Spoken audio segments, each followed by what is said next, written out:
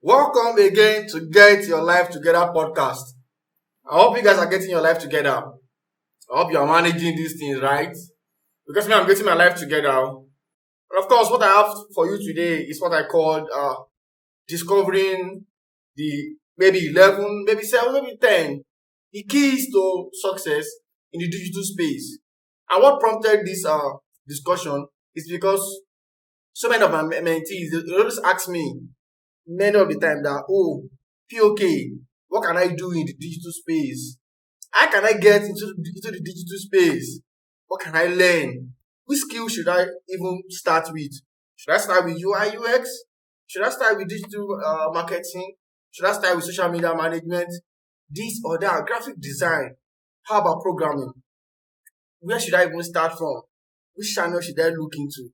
I always tell them a whole lot. I give them various advice. And I thought, oh, some of my listeners might actually want to get into tech. Some of my listeners actually might want to get into the digital space, trying to earn online and all.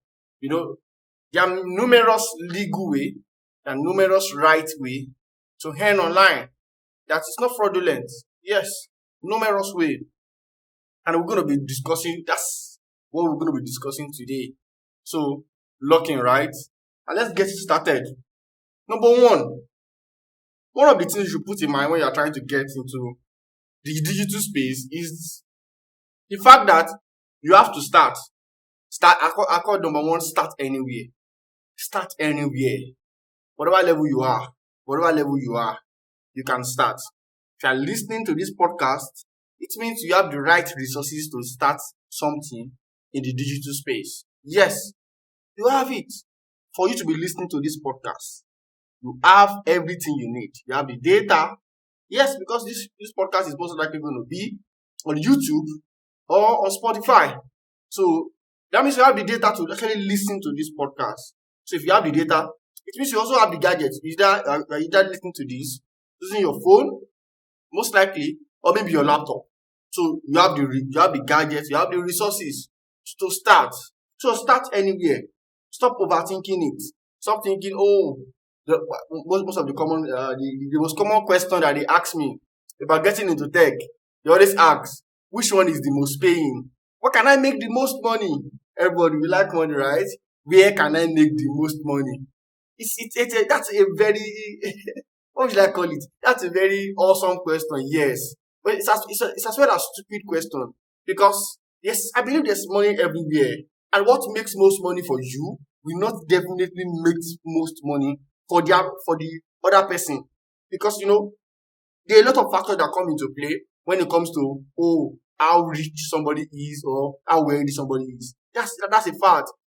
Being wealthy, it's not just a race of, oh, I'm an entrepreneur, I'm a genius or this or that. There are a lot of things that come into play like timing and everything. If you for example, if you take a look at the story of Bill Gates, the story of Bill Gates as highlighted by Malcolm Gladwell in his book Outlier. It's not just about Bill Gates alone. He actually pointed out a research that was done on billionaires and richest people in the world. And of course, if you observe, there was a trend that most of them were born in a particular year. And if they were born just a year after that year, they would not have become a billionaire. Just like Bill Gates now that came into the world during the boom of the technology and then everything. So, yeah, Malcolm Gladwell in his book Outlier explained these things. So making money is a different ball game, or let me say, making so much money is a different ball game. So there's money everywhere. There's money in art. There's money in music. There's money in entertainment. There's money in writing. There's money in speaking. There's money in design. There's money in painting. There's money everywhere. You can monetize whatever you choose to monetize in today's world. Yes, some people are serving as interpreters, as translators every now and they're making huge amount of money. I heard of a girl recently. She posted a story on Twitter. She learned Korean language by actually watching Korean movies. And before you know, when Koreans were coming to Abuja in Nigeria to have a meeting with federal government representative. She was called to come and interpret. She was called to come and work as a translator. And she was paid hugely. She was flown to Abuja from her state. She was watching a movie. She was watching Korean movies. Just like every female out there love to watch Korean movies, and she took that opportunity. She used that opportunity to learn the language, and that is paying her currently. So there's money everywhere. So when you start asking, what should I learn? Which of these digital skills pays the most? Which of the no, that's not your concern, because no knowledge is waste. That's the point.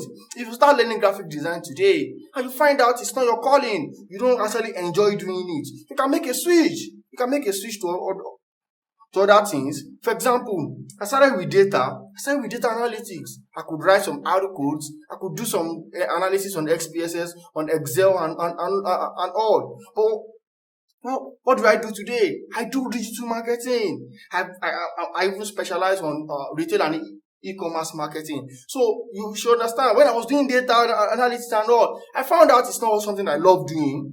That's what I found out, and I make the switch. So you can always make the switch, but of course, do you know what is the most interesting part?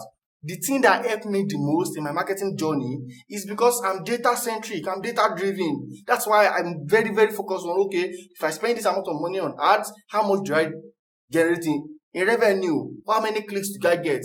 I could interpret the marketing data, and I could take action because I have a background in data analytics. Of course, I don't really do data analytics directly, but the knowledge I had when I started with data analysis in the digital space, that knowledge did not go to waste. That's the same thing about you. Whatever you decide to start with, it can never go to waste. It can never waste. You will need it. They are always transferable skill. Oh, you are working as a content writer today. You have to sit down, you have to think, you have to write. The moment you want to, I want to stop writing, I want to move into art. If you want to do art, you have to be able to actually write the art copy. Your knowledge as a content writer will help you in writing the best art copy. You don't know. So there are many skills in the digital space. The skills are always transferable. Some people will start programming today. They will start learning JavaScript, this and that. And of course, as they go ahead in that journey, they think it's not for them, and they will change to product management.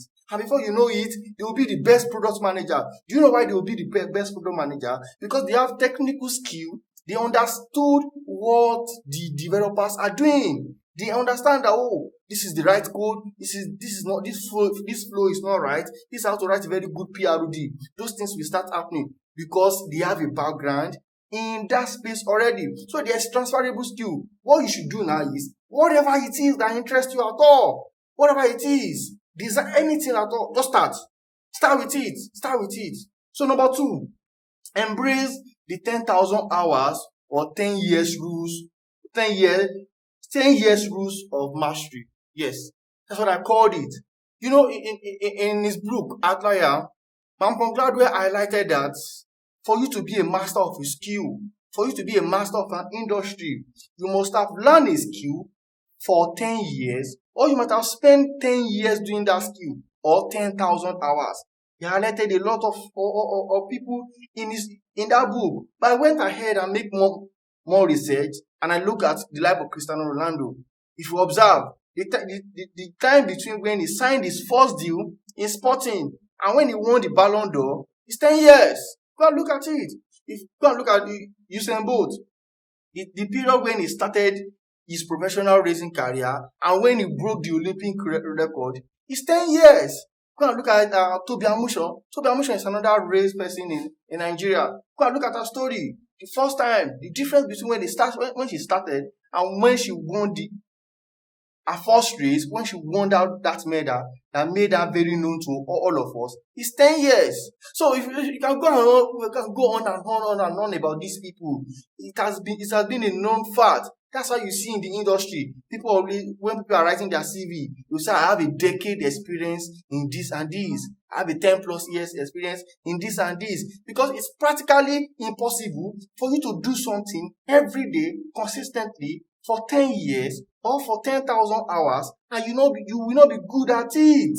That is it. So when you are starting in the digital space, Don't start crying, oh, I don't have a job after 6 months. No, if you're not that good in that industry, you're not a master of that industry.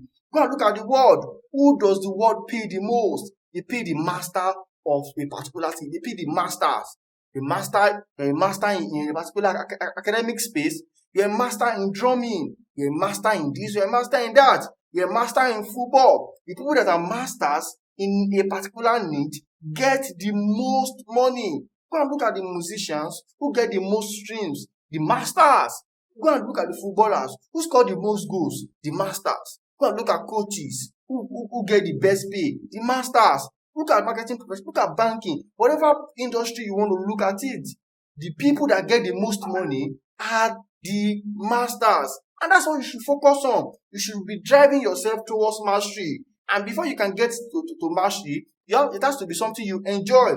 You can't necessarily be doing something for 10 years or for 10,000 hours if it is not something that you enjoy, if it is not something that you like. So look at it very well. When you get into it, always remember, oh, I don't have a gig after 1 year of being in this space. That's not an issue at all. You don't necessarily have to have a gig in 6 months, in 1 year, in 2 years, because you are driving towards mastery. And remember, you have 10,000 hours or 10 years to use for you to be master of that niche. And you will be among the top 1% that will get the most money in that particular space. Number 3 is seize any available opportunity. Seize any available opportunity. Most of the time people always say, oh, this pay is small. They are going to be paying me peanuts. You are new into the digital space. You have to pay your due. And the way you pay your due is by doing some free work. You have to work for free. For example, you are a graphic designer, and you're just starting in that space. And you have a friend that has a small e-commerce platform that does small e-commerce. What do you have to do? Walk up to your friend, tell your friend, oh, let me help you get some graphics done for free. The only thing you will do, you have to promise me that you will post those graphics on your Instagram, on your WhatsApp, on your Facebook. And if you get sales, you can decide to pay me anything you like. And that's it. That's how you start learning. You have to take any available opportunity to practice. You see an internship somewhere. Somebody wants to hire an intern. What do you have to do? Walk up to the person. Offer yourself. When you get these things done, that is how you learn. When you are in the industry, you don't learn outside the industry. Oh, you can be watching those YouTube videos. Yes, you will watch them. You will try to design. You will try to recreate something. But you don't learn until somebody gives you an idea and you produce that idea. And how you can do that, how you can get better in the digital space, in digital marketing, whatever it is that you do in the online space, how you can get better is by seizing every opportunity you have to practice. Practice make perfect. Remember, for you to get to a mastery stage, you need to have spent 10,000 hours doing that thing. When I was new into marketing, I worked for a company for about 8 months. I always say it. And I wasn't getting paid anything at all. Of course, I have friends and family that was supporting me at that point in time. But it's the leverage I use. Just like I said in the other podcast, you have your own leverage that you can use. So learn how to seize available opportunity for practice. Your aim is to practice. Your aim is to start making your 10,000 hours to count. Start making it count. Then the next one is showcase your work relentlessly. Be shameless about your work. Put your work out there. Let people know this is what I do. Anytime your name is mentioned, something must be attached to your name. Oh, when people mention POK, let me tell you, every of my friends, when they get a marketing gig, when the marketing is being said in somewhere, they always mention my name. Oh, POK, I have a friend that do this, I have a friend that do that. If you are into graphic design today, will your friend recommend you if they see a graphic design gig? If you are into data analysis, will your friend recommend you when they see a data analysis gig? If you are into programming, whatever you are doing in the digital space, ask yourself, if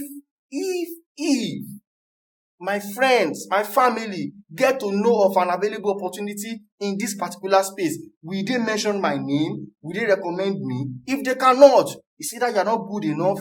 Yeah, Yeah, people like to when people recommend you, they want you to add to their credit that oh, they know somebody that knows something very good. They know somebody that is productive. So when people don't want to recommend you, it's most likely that you're going to bring tarnish, you're going to bring dent, you're going to bring dirty to their name, to their reputation, and they are not ready to put their reputation on the line for you. So upskill, get better and better, and show your work. Make noise about your work. Consistently post your work, and people will start reckoning with you. You will start registering in people's brain. Oh, oh, Tunde does graphics. And anytime they think about graphics, they'll be like, oh, Tunde, and they will be able to call you for jobs. The next one is to aim to be part of the core group. Yes, when you have the opportunities, when you have landed your first job in tech, in digital space, what is the first thing you should aim for? Aim to be among the core group. In a company, for example, for e-commerce, for example, there's a core group. There's something called the Pareto principle. And the Pareto principle means that a small particular amount of workers, a small percentage of your workers bring in the most revenue. A small percentage of your employee bring in the most revenue. You see, that small percentage was what I called the core group. Your company knows the core group. Your company knows the people that are driving the company. They know them. You know what you want to do is to make sure that you are among that group. Whatever your role is, you can be at the core group. You can be in the group that whenever they want to lay off, whenever they want to downsize, that group of people, they are the last that the company will think about. So whatever you are doing in the digital space, you need to make sure that you are adding to yourself. Don't just be a graphic designer. Give ideas in meetings. When they say something, comment on it. And before you can even give ideas, it means you have to read books. When you are reading books, you have ideas about numerous things. You have your ability to think deep, your ability to think more than what you are giving. You start having that ability. And that's how you get into the core group. It's not just by, oh, you do your work and you go, or you don't relate. You have to network. Everybody you work with, let me tell you something. Everybody you work with, everybody, they should be able to recommend you when they have another gig. Yes, if they don't recommend you, you have failed. You have not networked very well in that particular company. You have not related with your colleagues very well. Because let me tell you, if you see a job that is being posted, see, you are lucky. Majority of jobs in tech don't get posted. It's always, oh, do you know somebody that does this? Yes, I know. Recommend, send me the person's CV, this and this. Majority of jobs always come via recommendation. So you need to network. You need to move close to people. You need to make friends, okay? You need to network and connect with people. And aim to be part of the core group. And the next one is cultivate a global mindset. Cultivate a global mindset. It is important. Stop thinking local. Stop thinking local. No, have it at back of your mind. I'm competing in the global space. It's the online space. It's a global market. Everybody can hire you from anywhere, from India to US to Accra. Anybody from anywhere can just hire you. And you have to be able to produce a world-class result. So cultivate a global mindset. Stop thinking in Naira. Stop thinking locally. Okay? Always tell yourself, if they put me in the United States, if they put me in Canada, if they put me in Australia, if they put me in Russia, will I be able to deliver something that will be acceptable at that particular standard? That's how you grow in the digital space, by cultivating a global mindset. And the next one is identify effortless passion or skill development. You need to always develop your skill. You need to be passionate about developing yourself. Listen to podcasts, buy books and read books. Be passionate about developing yourself. It is not just about your skill. Who I am today is not just because I'm a digital marketer. When I get into a brand, an e-commerce brand, for example, I revolutionize the whole brand. I give you ideas on email marketing. I give you ideas about your website. I can write your website copy for you. I give you ideas about inventory management. I involve myself with everything, including graphics. I cannot do graphics, but I actually give you ideas on, this is how I think the graphics should look. These are the images I think should be on the graphics. And when it is done, it always come out very nice. That means I get myself involved in skill development. I do extreme self-development activities. I engage in podcasts and all this kind of thing. So you need to engage in self-development. And the last thing I will say here is use your social media. Use your social media very well. Social media is powerful. It's where all of us are congregating now. It's where people are meeting. It's where we all go to. Use it very well. Stop going to Instagram just to see what people are creating. Be among the creators. Stop being just a consumer. Create stuff. Post your work. Let people know what you do on that space. That is how you grow in the digital space. You don't actually need to be an influencer. No. But craft a very good social media profile for yourself. Create a LinkedIn account. Have your Instagram, have your Twitter. Get this account. Always post on them. Post stuff about what you are learning. It doesn't necessarily have to gather. You're not doing it for likes and retweets. You are doing it because you want to position yourself. It's called positioning. You get what I'm trying to say? So try and also to craft a very good public image for yourself. Your image is what people use to judge you. Your image, your public image is what people use to judge you. So don't leave it in the hand of people. Don't just say, oh, whatever people say, let them say. No!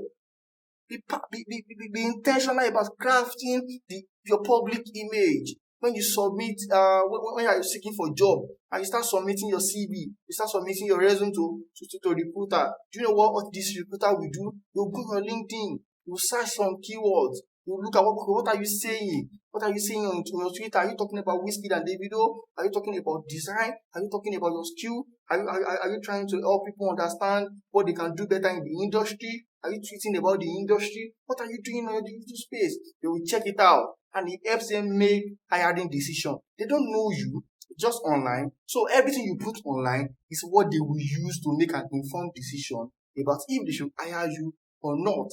How have you been able to get some tips today on how to actually transition into the digital space? And I hope this help you get your life together. So you have to share this with your friends if you think this is helpful, if you think you have gained some things from this particular episode. See you some other time.